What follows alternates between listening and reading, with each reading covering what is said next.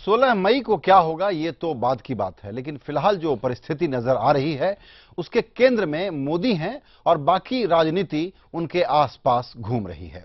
India 9 बजे में हमारा सवाल यही है कि क्या ये चुनाव मोदी बनाम अन्य में सिमट गया है? क्या ममता, जया, नवीन पर वार करके मोदी ने गठबंधन के दरवाजे बंद कर दिए हैं? क्या मोदी को पूर्ण बहुमत मिलने का आत्मविश्वास? बहुमत न मिलने पर किससे सहयोग मांगेंगे मोदी? और क्या वन मैन बनना चाह रहे हैं, वन मैन आर्मी बनना चाह रहे हैं नरेंद्र मोदी? इस पर चर्चा करने के लिए मेरे साथ जुड़ रहे हैं कुछ खास मेहमान। हमारे साथ हैं श्रीनगर से नेशनल कॉन्फ्रेंस के प्रवक्ता जुन्नैद मट्टू, पटना से कांग्रेस प्रवक्ता प्रेमचंद मिश्रा, बीजेपी के प्रवक्ता संबित पात्रा और वरिष्ठ पत्रकार और द हिंदू के मुंबई के स्थानीय संपादक अमित बरुआ। सभी मेहमानों का वक्त निकालने के लिए शुक्रिया। पहला कमेंट अमित मैं आपसे लूंगा। हमको ऐसा लगता है कि पब्लिक के दिमाग में कुछ और इशू है, पार्टियां कोई और इशू थोपना चाहती हैं, तो कम्युनल सेक्युलर का विवाद भले ही हो, आखिर दौर में आके, प्रचार के आखिरी दौर में आकर के प्रचार बहुत कड़वा हो गया है, ये एक बात और है। इतने व्यक्तिगत हमले हो रहे हैं कि समझ में नहीं आता कि ऐसे में इतने रिश्ते बिगड़ने के बाद जो अगली लोकसभा बनेगी उसमें एक नई सरकार बनाने में इन्हीं लोगों का समर्थन इनको कैसे मिलेगा? आप इस पूरे हालचाल को कैसे देख रहे हैं इस वक्त अमित? संजय, मुझे लगता है कि आपने जो कड़वी बात कही वो तो साफ जाहिर है। जिस तरह की जुबान का इस्तेमाल किया जा रहा है सभी पार्टियों द्वारा, और कई नेता मतलब कि इससे बाज नहीं आए, और हम लोग देख रहे हैं कि किस तरह से बयानबाजी चल रही है। कुछ तो बयानबाजी चुनाव में होती है, पिछले चुनावों में भी होती आ रही है, लेकिन ये जो चुनाव है ये बहुत ही एक पर्सनैलिटी बेस्ड और पर्सनैलिटी ओरिएंटेड चुनाव है। इस वजह से मुझे लगता है कि ये सब बयानबाजी हमको ज़्यादा अखर रही है। लेकिन बात साफ है कि चुनाव के बाद, जैसे कि आपने जिक्र किया, कि लोगों के समर्थन लेने की जरूरत पड़ सकती है, लेकिन मोदी साहब ने सब एलाइज या पोटेंशियल एलाइज पर वार नहीं किया है। कई ऐसे लोग हैं जो बाकी हैं और उनका समर्थन शायद वो आगे आने वाले दिनों में लेंगे। लेकिन मोटी बात यह है कि आंकड़े के ऊपर निर्भर करता है। अगर आंकड़ा ऐसा आता है जहां पे कुछ समर्थन के साथ सरकार बन सकती है तो मुझे लगता है मोदी साहब को कई सारे समर्थक मिल जाएंगे। लेकिन अगर आंकड़ा कम पर जाता है तो फिर दिक्कतें आ सकती हैं। मुझे लगता है आंध्रा में उनके कई एलाइज हैं, शायद तमिलनाडु में भी उनके कुछ एलाइज उनको मिल जाएं, तो मुझे नहीं लगता कि उनकी प्लेट एक तरह से खाली है। लेकिन जो जिस तरह की उन्होंने बंगाल में और अन्य जगहों पर बयानबाजी की है उससे उनकी दिक्कतें बढ़ सकती हैं। जी, ये बताएं कि जितने संभावित सहयोगी दल हैं या गैर भाजपा पार्टियां हैं, क्या ये सब लोग सारे कैंपेन को खुद भी अपनी बात कहते कहते मोदी पर इन्होंने इतना ज्यादा केंद्रित कर दिया है कि दरअसल मोदी के पूरे इमेज को और लार्जर देन लाइफ बना रहे हैं और ज्यादा इन्फ्लेट कर रहे हैं? क्या ये गलत स्ट्रेटजी तो नहीं है मोदी विरोधी बड़े नेताओं की तरफ से? संजय, मुझे लगता है कि जिस तरह का कैंपेन बीजेपी ने पर्सनैलिटी सेंट्रिक किया है, अगर ये शायद कांग्रेस ने अपनी तरफ से वार करने में काफी देर कर दी है, चाहे वो प्रियंका गांधी के नए वार हो या राहुल गांधी के वार हो, शायद ये अगर पर्सनैलिटी ड्रिवन कैंपेन था तो उनको शुरू से अपनी रणनीति सोचनी चाहिए थी।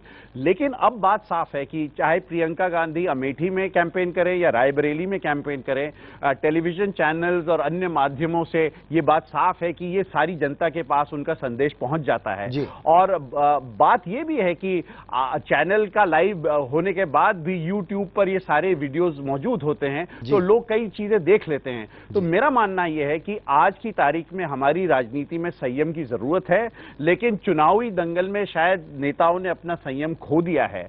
तो चूहे जैसे शब्दों का इस्तेमाल करना या शहजादे जैसे शब्दों का इस्तेमाल करना, मुझे नहीं लगता कि किसी भी राजनीतिक दल या किसी भी राजनीतिक राजनेता को ये शोभा देता है। बिल्कुल। संबित पात्रा, यहां मैं आपसे भी यही सवाल पूछूंगा। जो बात अभी अमित ने कही कि जिस तरह की भाषा का इस्तेमाल और जिस तरह की व्यक्तिगत शत्रुता वाला भाव एक दूसरे के प्रति सारे नेता दिखा रहे हैं, इसमें आपके बड़े नेता भी कोई पीछे नहीं है। एक तरफ आप चाहते हैं कि हम आप में स्टेट्समैन देखें, दूसरी तरफ आप पेडेस्ट्रियन भाषा का इस्तेमाल करते हैं, करीब करीब अपशब्द का इस्तेमाल करते हैं। अपनी गलती भी आप मानेंगे कि आपके नेता ऐसा कर रहे हैं? देखिए, दो बहुत महत्वपूर्ण विषय समझना है संजय जी यहाँ। पहले तो ये जो पूरा एक व्यक्ति के इर्द गिर्द की जो लड़ाई चल रही है वो क्यों चल रहा है, और दूसरा भाषा का। आप देखिए, पहली बार ऐसा हुआ है कि 2014 के चुनाव में एकमात्र पार्टी ने अपने प्राइम मिनिस्टर कैंडिडेट को डिक्लेयर किया है, नरेंद्र मोदी। तो स्वाभाविक रूप से उनके इर्द गिर्द चुनाव होगा, क्योंकि किसी और पार्टी ने पीएम एस्पिरेंट घोषित ही नहीं किया है।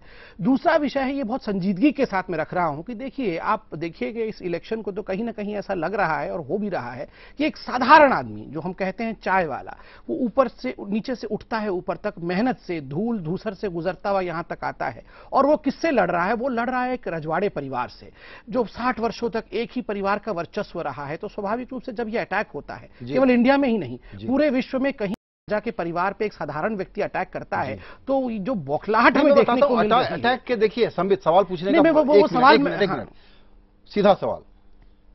ममता बनर्जी के बारे में अब आप पेंटिंग का मसला उठा के, शारदा स्कैम का मसला उठा के श्री नरेंद्र मोदी एक ऐसा इल्जाम लगा रहे हैं, 16 मई के बाद अगर ममता बनर्जी की जरूरत पड़ेगी तो अपनी बात को वो वापस कैसे लेंगे? या फिर हिपोक्रेसी करेंगे, या कहेंगे कि वो चुनाव के लिए लिबर्टी थी, लिबरल आवर था, ऐसे ही बोल दिया। आप ये बताइए कि 15 दिन के बाद उनकी भाषा कैसे बदलेगी ममता बनर्जी पर? या कहिए कि ममता बनर्जी ने भ्रष्टाचार किया है, उससे आप दूर रहेंगे। देखिए, सबसे महत्वपूर्ण विषय है डिबेट की सुंदरता को देखिए आप। अगर बाई चांस हम बंगाल गए होते, मोदी जी बंगाल गए होते और वहां जाके शारदा स्कैम के विषय में नहीं बोलते और पेंटिंग वाले घोटाले को उजागर नहीं करते, तो आप ही डिबेट कर रहे होते। देखिए, पर्दे के पीछे की साठगांठ देखिए, ये एक दूसरे की गलतियों को उजागर नहीं कर रहे हैं। आपने तो परसेप्शन के लिए कहा, परसेप्शन के नहीं, हम सच्चाई के लिए। और मोदी जी को ममता बनर्जी से चुनाव के बात करने में कोई दिक्कत नहीं है, बात करेंगे। देखिए, मैं नहीं बात करेंगे कि नहीं करेंगे? चुनाव के बाद मुझे लगता है, मैं यहां अपने दिल से कह सकता हूं कि बात करने की आवश्यकता नहीं पड़ेगी, मगर एक लाइटर मूड में किसी भी एलाई से अगर हम जिस प्रकार की भाषा का इस्तेमाल, जितना बुरा बुरा सब आपको दिख रहा है सारे नेताओं में, आप बात करेंगे कि नहीं करेंगे? देखिए संजय जी, आप मुझे ये बताइए, हमने अगर किसी नेता के बारे में बोला है तो हमने जिन विषयों को रखा है वो पॉलिटिकल विषय हैं जिनको उठाना चाहिए। हमने अपशब्दों का प्रयोग नहीं किया है, हमने अनपार्लियामेंट्री शब्दों का प्रयोग नहीं किया है। आप एक सेकंड देखिए, बंगाल में हमने कहा कि पेंटिंग ऐसे, उसी लाइन में मोदी जी ने यह भी कहा कि मैं बहुत सम्मान करता हूं दीदी का, फिर भी उन्हें अपने आप पर ऐसा अटैक नहीं लेना चाहिए था पेंटिंग 1.8 करोड़ से बेच के। उसके उलट में वहां से क्या आया? बुच्चर ऑफ गुजरात, वहां से क्या आया? डेविल। तो हमने कभी ऐसे शब्दों का प्रयोग नहीं किया। और एक लाइटर मोड में कह दूं कि राजनीति संभावनाओं का खेल होता है और संभावनाएं तभी देखी जाती हैं जब ब्रिज के पास हम आते हैं। बिल्कुल ठीक है। आइए यहां पर हम मट्टू साहब से एक सवाल पूछना चाहेंगे। वो सवाल यह है, क्या मैं ये भविष्यवाणी कर सकता हूं कि 16 मई के बाद जरूरत पड़ी तो बिल्कुल आराम से फारूक साहब और उमर अब्दुल्ला साहब नरेंद्र मोदी की सरकार को समर्थन देने बाहर से भीतर से शर्त के आधार पर तैयार हो जाएंगे? ये मेरा प्रेडिक्शन है, आप एग्री करेंगे इससे? नहीं, आपको ये प्रेडिक्शन करने की कोई इजाजत नहीं है और आप ये प्रेडिक्शन कर भी नहीं सकते हैं। हमने बार बार कहा है, मैं फिर से कह रहा हूं कि नेशनल कॉन्फ्रेंस यूपीए में है, यूपीए के साथ रहेगी। हम मोदी का समर्थन कभी नहीं करेंगे, हम एनडीए में कभी शामिल नहीं होंगे। इससे ज्यादा स्पष्ट या साफ मैं नहीं बोल सकता हूं। जो मेरे बीजेपी के मित्र हैं उन्होंने अभी कहा है कि मोदी साहब के बारे में ऐसी चीजें पर्सनल अटैक इसलिए किए जा रहे हैं क्योंकि वो दूर दूसरे से उभर के आए हैं, लेकिन ये भी एक हकीकत है कि वो खून के एक सैलाब से भी उमड़ के आए हैं। एक दंगों का एक आरोप है उन पे।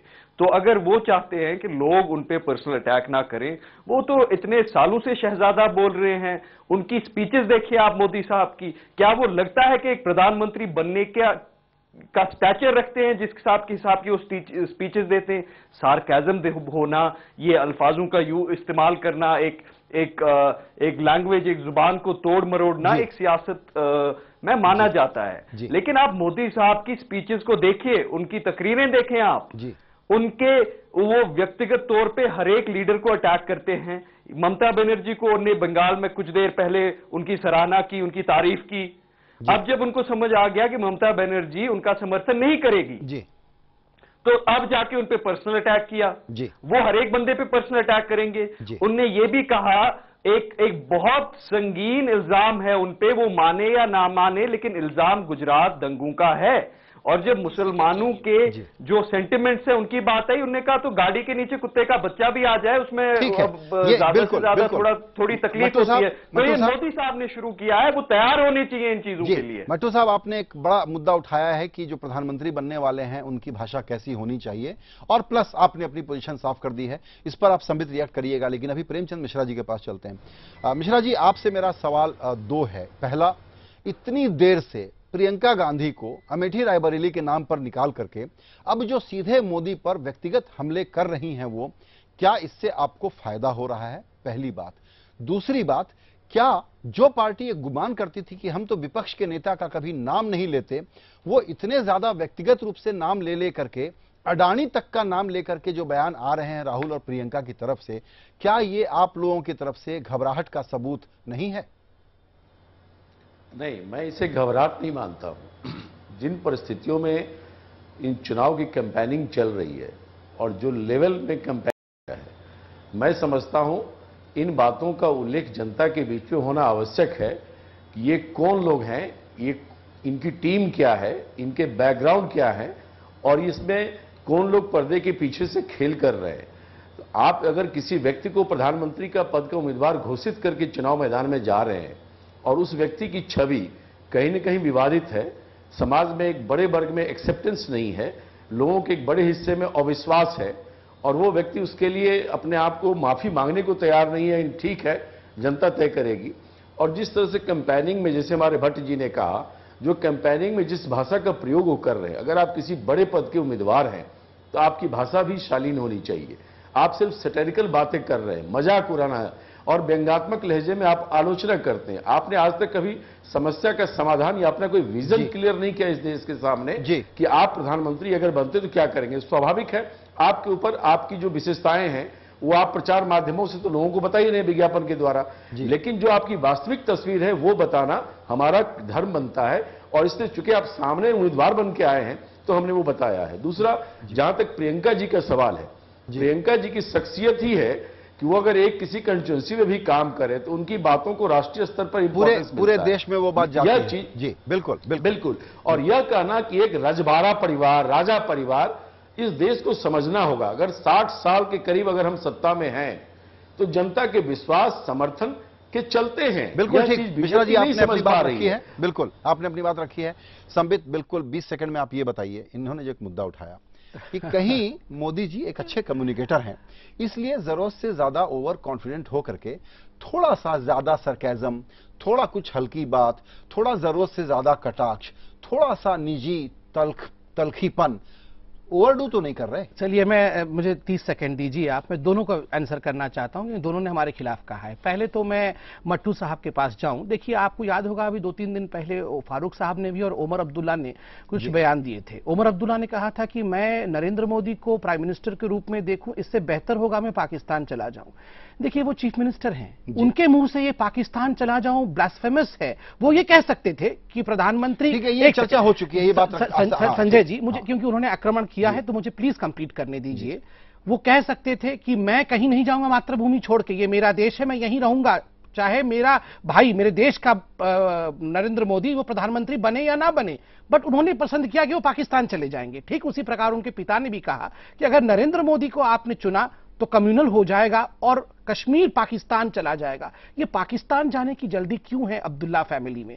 और दूसरा विषय कांग्रेस का। अब देखिए, शहजादे शब्द पे बहुत अपोजिशन है। मैं यहां बैठा हूं, मैं आपको आज 5 सेकंड में डिफरेंस बताता हूं।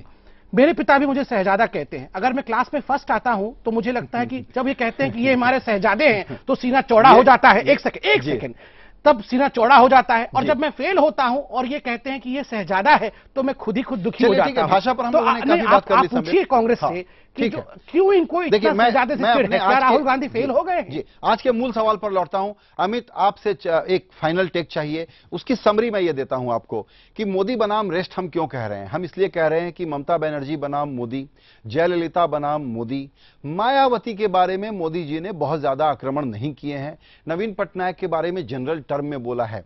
तो इन 4 चीजों में अगर फर्क देखें तो क्या यह कहना सही होगा कि फारूक अब्दुल्ला और ममता बनर्जी को एक प्रकार से ये मान चुके हैं कि ये हमारे साथ नहीं होंगे, बाकी के बारे में कोई ज्यादा अटैक नहीं है, तो ये 16 मई के बाद के जोड़ तोड़ और गणित में इनके काम आने वाले हैं? क्या ये समझना ठीक होगा अमित?